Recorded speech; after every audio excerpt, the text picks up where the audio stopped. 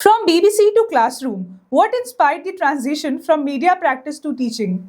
Well, it's not a easy journey, especially if you're in active field.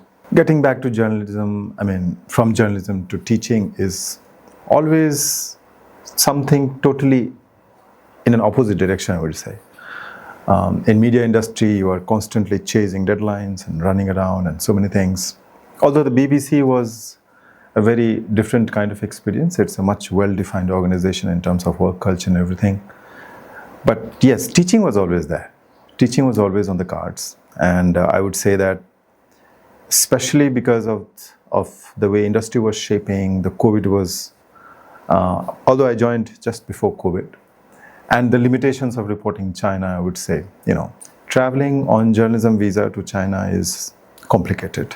First, visa you get, but at times they keep too much care of you while you are on those trips. And of course, there was limitations in terms of the fact that the BBC has a very tightly controlled bureau in China.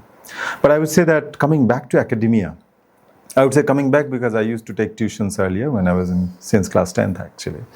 So my whole life I used to sort of teach students, at times spoken English, at times a few other things.